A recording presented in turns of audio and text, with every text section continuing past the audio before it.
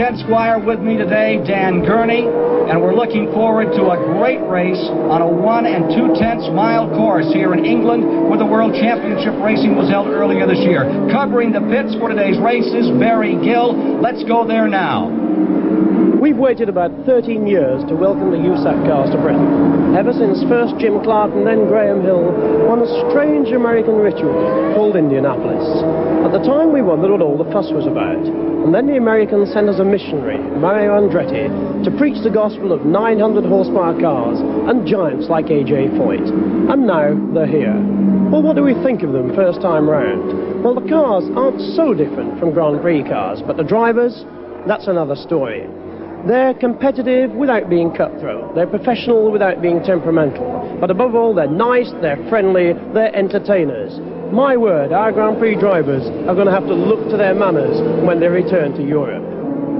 Thank you, Barry. An interesting and certainly an appreciated perspective on behalf of the American drivers over here. Dan Gurney, who drove his last Formula One championship race on this very Brands Hatch course, is our expert commentator. Daniel, tell us a little bit about this course. Well, the gap at the bottom of the diagram represents the start-finish line, and from there it's uphill to Paddock Bend, which is a right-hander leading downhill to a roller coaster-like pullout where you reach about 130 miles an hour before going uphill to Druid's Hairpin, where the slow speed is down to about 40 miles per hour. From there, again, it's downhill to the Graham Hill Bend, which is the left-hand turn leading out onto the bottom straight, then a quick left-right leading back out onto Clearways, which returns us to the start-finish straight where the top speed is approximately 170 miles an hour. It's a 1 2/10 mile course. 100 laps will mark the distance today for the event. There you see Al Unser, who broke all records in qualifying by some 2 seconds here, what they call the short course. We asked earlier Wally Dallenbach his thoughts about this course. I like the course very much, but with our race cars here, it's kind of like it's like having a bull in a china closet, you know. They're big cars and it's a tight race course, but it's excellent for the spectators, and we have a nice day, so I think we can put a good show on for them. The grid for today has 15 cars. Al Unser on the pole, the man who won the Triple Crown this year. Rick Mears right beside him, that sensational young driver from out in Ventura, California. Then in the next row, it's Ungaius and John Cock. Row 3 will be Tommy Sneva and Bobby Unser. Going to row 4 is Rutherford and Tom Bagley, doing very well. Bagley qualifying in row 4. Row 5 is AJ and Spike Gilhausen. Row 6 is Dick Simon and Wally Dallenbach. One driver did not make it to the practice round this morning. Krisilov crashed hard in the Patrick Wildcat car. George Snyder starting last. There you see Al Unser, whose car is on the pole, and we're underway. Going into turn number 1, Unser. Al Unser is in trouble. His car is slowing down. He hardly made 600 feet before something went awry with the automobile coming to the Drurid's corner. Out in front is Mears. No, it is John Cock going in front. Rick Mears on the outside and down the inside, sweeping through, taking the lead is Danny Ungaius.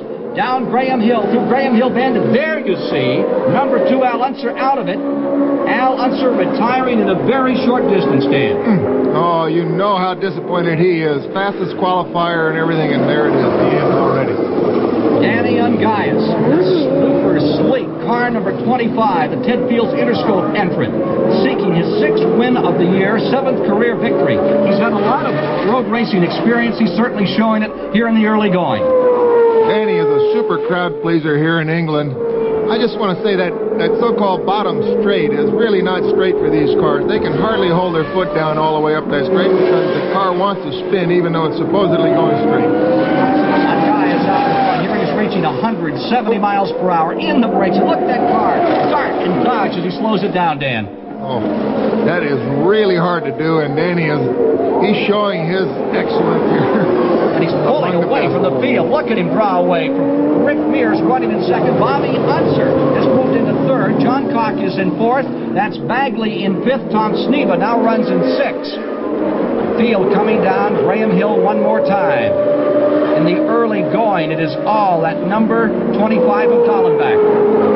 Oh, we have a spin. We have a spin out here as Ungaius. Look at his big lead. It's not the second place. It's Bagley's. Number 22 has spun as he started up into that second sort of hairpin corner. Tom Bagley, and apparently he must have tagged the car car of Tom Sneva. Bagley is still running, but the wrong way. Sneva getting back out on the track underway again. Bagley trying to get started, but it's wrong way Bagley here, and we see a yellow flag for the first time at Brands Hatch. In an unusual circumstance, a pace car coming on the track for a yellow flag. They've never seen that here before. They don't use a pace car regularly. The leader continues to be Danny Ungaius in the USAC invasion of Brands Hatch. After a short caution period, we are back under green at Brands Hatch, England, with Danny Ungaius covering himself in glory, trying to pull away from the field. Rick Mears running in second place down through Graham Hill. You can see the effect the caution flag had on Danny's big lead. He has all that work to do over again. Here he comes, performing as he did in Formula 5000 3 years ago, where he proved himself a road racer to the surprise of everyone after his experience just in the drag racing world. Pulling away by 20 car lengths here in just about a lap. In the pits, the first major retiree from the race. Let's go to Barry Gill, standing by with Triple Crown winner Al Unser. Al Unser, a very short drive at Brands Hatch for the first time with the USAC cars. What happened? Must have broke the clutch, something. As soon as I shifted in gear, it just exploded. I don't know what went wrong. You think this is because of the toughness of this particular track, No, it is something that happens once in a while. I don't think it has anything to do with the tightness of the course at all. Al, what does this do to the championship? It all depends where Sneva finishes, and that'll clinch that. It all depends what he does today now. Sneva is running back in 7th, battling 6th place Johnny Rutherford right here in the Druids hairpin. Sneva would have to win the race today to sew up the national title, or go to Phoenix, Arizona next Saturday live on CBS. You'll see that race. Here's Sneva getting down beneath Johnny Rutherford.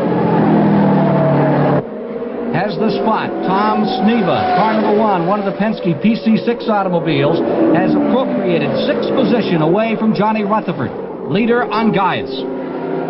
Ken, you realize the car in front normally has the best line through the curves and the entry to the straight, the exit to the straight. And in fact, in order for Danny to pass these cars in traffic, he must run on the wrong part of the racetrack, and this is very difficult with an 800 horsepower car.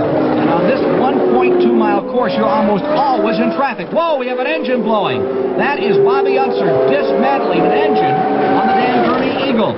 Or perhaps a clutch, but anyway, that car is in big trouble. You saw a plume of smoke. We know that smoke is bad news. Bobby Unser in trouble, slowing down. A.J. Foyt almost runs over him, and he just passed Rutherford. Rutherford takes the position back as A.J. almost drop-kicked the slowing Bobby Unser. Rick Mears is running in 2nd position and looking very strong now. Rick Mears, what's the secret to this track? What's going to win it out here? I think the big thing here is going to be getting to the end of the race and staying out of trouble. It's going to be so tight with traffic and trying to get by people that it's going to be very easy to get in trouble. And I think that's going to be our main concern, is trying to keep our nose clean and get to the end of it. He's kept his nose clean all season long. He's come up with some great victories. He's trying to do it again today, but he has to stop Danny Ungaius, who seems almost unstoppable. Watch Ungaius. He's into lap cars here. The yellow car just in front of him is Dallenbach. Knocks him off as he comes down to the roller coaster. Goes to work on Salt Walther in the Druids, car number 77, Walther. And remember, Walther and these back markers are trying just as hard for position as is Ungaius in the lead. Ken, you have to realize that the car in front, the one that's being passed, has the right to the best part of the track. So in effect, in order to pass, you have to drive on the wrong part of the track. That makes it doubly difficult. But Ungaius continues to sweep around traffic with the tremendous power of that Cosworth working so beautifully. In this Interscope racing car, here he is putting a lap on Dick Simon, pulling away, continuing to build his lead. Trouble in the pits. Let's go to Barry Gill. John Gogg in the pits, not for a fuel stop. The engine cut off. Obviously something very wrong at the back. If you wanted to know the reason that Gordon Johncock retired, there it is. Completely broken. There's a good close-up of a broken exhaust manifold. That means the engine may be okay, but there's no turbocharger boost and very little power. Cuts out about 500 horsepower without that. And there you see one of the Gilmore cars being driven by Snyder, being left by Danny Ungaius as he puts the muzzle of Black Beauty out in front and continues to lead at Brands Hatch. 120-mile USAC event, Danny Angaius was in the lead, so let's return to Ken Squire, who was in Brands Hatch, England for the race. From Brands Hatch, England, with Dan Gurney and Barry Gill, I'm Ken Squire, watching Danny Angaius in a flawless performance thus far of United States Auto Club Racing in its first challenge on British sod. Here he is in the Interscope Ted Field automobile by half a lap in front. Ken, even though Danny's been leading most of the day, he's still been in very heavy traffic, very difficult traffic. Let's see a replay of the start. As they came to the Druids Hairpin, one of the tightest parts of the course, number 20, John Cock in front, Mears in second. The inside opens up. The interloper dives down through Angaius, and he absconds with first position in that one move, and he has not been headed since. Back to the race. Here's Angaius with a big advantage over the second place runner, Rick Mears. Danny trying to work his way through traffic. He's faced with many problems, but part of it is that the people that he's trying to overtake are just as busy as he is, and he's not sure that they realize he's behind and trying to overtake him. It leads to some very crucial judgment calls. Very dangerous part of the racing business. Here's Rick Mears, number 7, in his own kind of problem. He has 3 cars in front of him. Foyt, Rutherford, Dick Simon trying to move through traffic. He's getting under Simon, but there you see just what Dan was talking about as they come back to the Druids Hairpin. And in the pits, getting ready to come back on the track, Gordon Johncock. Remember, he came in earlier with a broken manifold. Here he is rolling back out and getting back into competition, the former Indianapolis champion, whose campaign started back in 1955. Johncock is back on his way. Watching Gordon Johncock get back into the event. Danny Angaius continuing to lead. Danny, is there one part of this track that's more difficult than another for a driver out here today? Not really. Maybe the slow corners a bit more than anything else, but I think the day's going to turn out well. It certainly turned out pretty well thus far. Here he is moving in on Sneva, who is running third. Sneva just in front in the team car to Rick Mears, one of the Penske PC6 automobiles. Down they come toward the start-finish line area to complete another lap. It is Tom Sneva, defending national champion in first, and look at Angaius, just getting down the inside and blowing him off and nearly taking him off in that corner. He didn't leave him much room there, Ken. That was very close. Mears is pitted. He's coming back on the track. We're getting into a period of pit stops in the event. Rick Mears pitting his car. He is still in second position.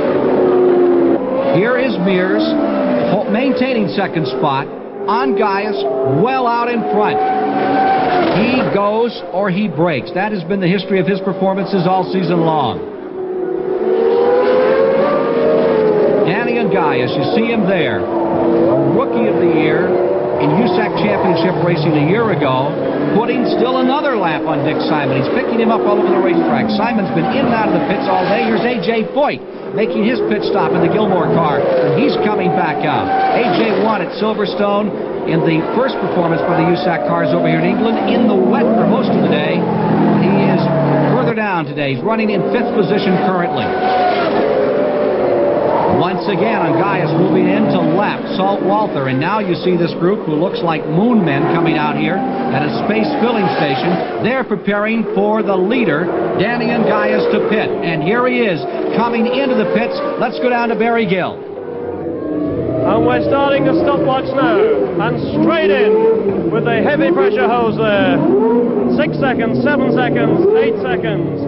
Not a problem with the car. No need for a spare tire. Angaius 25 seconds in the lead. And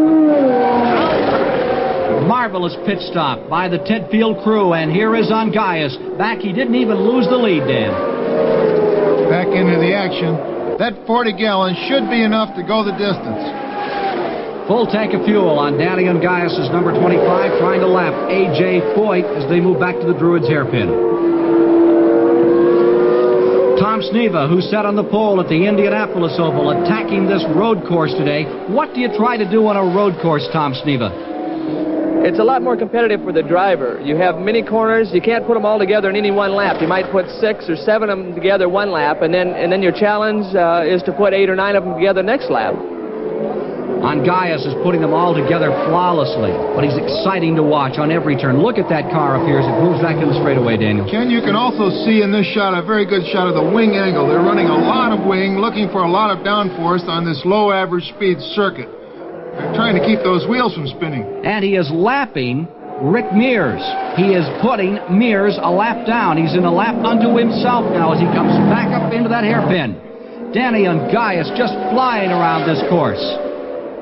Here he is, moving back down the hill about, what, 100 miles an hour there? I'd say about 120, and I think you're absolutely right. He's in a class by himself today, Ken. Angaias, who won earlier this year on the road course at Mossport in Canada, was off to a pretty good start last time out at Silverstone in a road course, then got caught up with here today. He is just charging.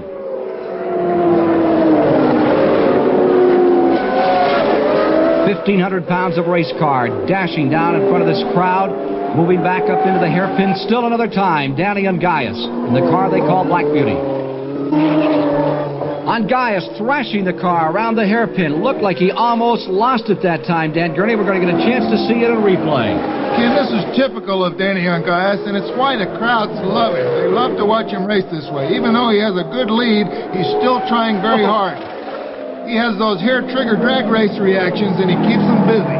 Sure does. Looks like he's going to keep it busy right out in the weeds there for a while. Earlier, Barry Gill did a little investigative reporting on the reaction of the British racing enthusiasts to these American competitors. Oh, that's the one thing. They're a dream. There's no doubt about it. I mean, you have your Nicky Lauders and your Jody Schecters rushing off in their helicopters or going into their hostility tents and, you know, here, I mean, they're ready to talk to you. Well, the busiest people in the pits are these ladies who've been feeding the American drivers. How have you found them? Fast, noisy, but really great. That's the cars, not the drivers. What about the drivers? Fantastic. I like their legs. As well, a lot of the racing drivers in Formula One and Formula 2 come from really rich families and wealthy backgrounds. A lot of these guys don't. They just come from the back streets of New York. A couple of them are ex-taxi drivers, and they just virtually like me and them together, like, you know. Dan, how many of you guys drove taxi cabs back in New York? Well, I can remember a few rides where I had to have my eyes closed. I know that. Here's Danny Angaias, eyes wide open, looking very good as he makes a move on Wally Dallenbach as he continues to try and win on this road course at Brands Hatch, England in United States Auto Club Championship Car Racing. Moving toward the conclusion, Angaias is well out in front. Sensational laps are being turned in faster than ever before in the history of this 1 2/10 mile course. Angaias, number 1. Rick Mears is second. Tommy Sneva riding third at Brands Hatch, England. The waning moments at Brands Hatch, England. Danny Angaias in a lap unto himself and pretty much in a class by himself here today in this invasion by the United States Auto Club of English racing courses. First at Silverstone, AJ winning, and now here at Brands Hatch, England, it's Danny Angaias Day, and the time running out very much looks like Angaias' race. Ken, I don't think any of the USAC drivers have come to grip with an Indy car on a road circuit like this in the manner that Danny has. He has really stood up and just battled that car all day and done a fabulous job. And all season, too. It's been a go-or-blow situation for him. Having won 5, this would be his 6th. Now, here's Rick Mears running a very consistent second place. Arizona, New Mexico, California racer in the desert and turned to championship cars and made the adjustment so beautifully. Here is Sneva running third. He would have to win this race to sew up the national title. Doesn't look like it's going to happen. Looks for sure like next Saturday, live on CBS, you'll see him battle Al Unser for the national title. Sneva, currently third place. And the leader, Danny Angaias, has broken down. He is pulled off just beyond the pits. Let's go to the pits and see if Barry Gill can give us a report. And the applause you hear from this pit is perhaps not sporting, but understandable, because that's Danny Angaias, who's just blown up as he came past the pit straight. Look at the crowd applauding Danny Angaias there. A sporting British crowd appreciating that this man, who wants to make it as a Grand Prix driver, showed he had it as a USAC driver. His race ended, but certainly he's been the man of the day in this, the first ever USAC race at Brands Hatch. So Danny Gaius will not win here on the road course at Brands Hatch today, his 6th win of the season, and Rick Mears has inherited the first position. Here is Mears seeking his 3rd win of the year. Tom Sneva in the number 1 car, the sister car to number 7, is running in 2nd place. And should trouble befall Mears, Sneva would win the national title here today, Dan. Ken, I think back to Rick's earlier comment. He said that the important thing was going to be finishing this race, although I know he didn't have Danny Gaius in mind at that moment. There's the 3rd place car and the 4th place car. The number 4, the white car of Rutherford, is running in 3rd. And A.J. Foyt, he's a lap behind Rutherford, but if there's anyone in front of A.J. Foyt in that Gilmore car, he goes and wants to race them. That's just what we see here now as we're moving into the final part of the last lap for Rick Mears, the desert racer who looks so great jumping through the desert in Arizona, New Mexico, Southern California, is flowing like silk here in the last moments of this race. He looks like he's on his way to a road race victory at Brands Hatch, England. Checkered flags are about to fly. 26-year-old Rick Mears has won his 3rd USAC championship car race. Mears, the winner.